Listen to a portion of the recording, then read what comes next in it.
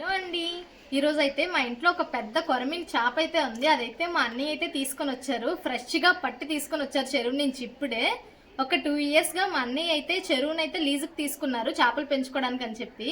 దాన్ని అయితే ఈ సంవత్సరం కూడా కిందటి ఇయర్ వేశారు. అది ఇప్పుడైతే పిల్లలు అయితే పెద్దవయ్యాయి. చూడండి ఒకసారి అది ఎంత పెద్ద చేప అయితే ఉందో.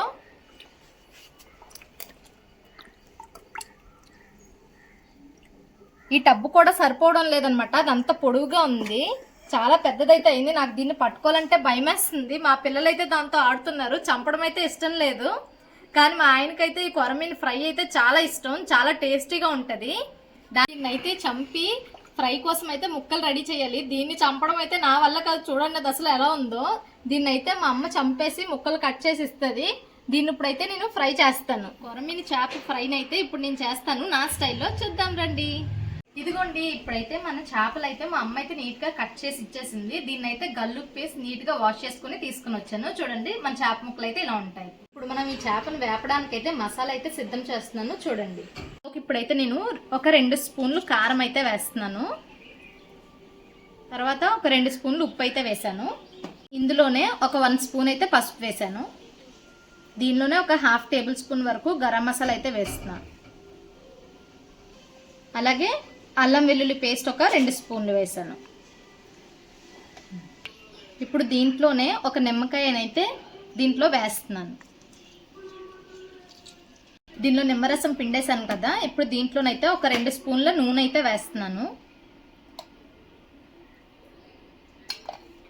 ఇప్పుడు ఈ మసాలాను మొత్తం కలుపుతున్నాను. చూడండి, ఇలా బాగా మిక్స్ చేసుకోవాలి. ఇంకా కొద్దిగా వాటర్ అయితే వేసుకుంటే బాగా ముక్కకైతే పడుతుంది. కొద్దిగా వాటర్ వేసుకొని మొత్తం మిక్స్ చేస్తున్నాను. ఇప్పుడు మన చేప ఫ్రైకి అయితే మసాలా అయితే మొత్తం రెడీ అయిపోయినట్టే. ఇది బాగా ఉప్పు కారం మసాలా అంతా కలిపి మిక్స్ చేసిన తర్వాత బాగా మిక్స్ అవ్వాలన్నమాట.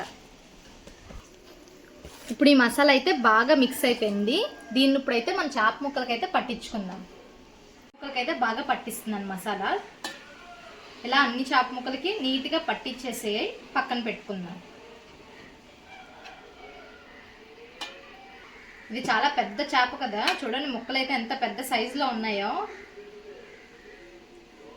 ఈ కొరమీన్ టేస్ట్ అయితే చాలా బాగుంటుంది.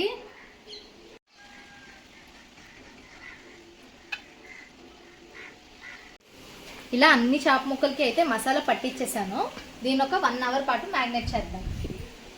ఇప్పుడు నేనైతే ఈ ఫ్రైని కట్టెల పొయ్యి మీద అయితే చేయబోతున్నాను. చాలా బాగుంటుంది టేస్ట్ అయితే కట్టెల పొయ్యి మీద చేసింది. ముందైతే ఒక బాండీ పెట్టి ఆయిల్ అయితే వేస్తున్నాను.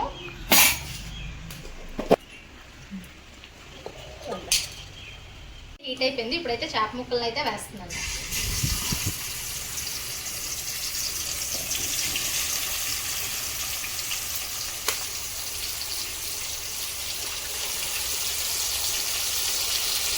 సైడ్ అయితే బాగా ఫ్రై అయిపోయాయి కదా. ఇప్పుడు దీన్ని అయితే రివర్స్ చేసుకుందాం.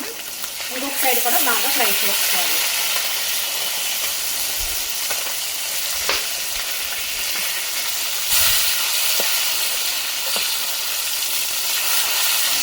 ఇంక ఇవైతే బాగా ఫ్రై అయిపోయాయి. ఇప్పుడు వీటిలో అయితే తీసేస్తున్నాను.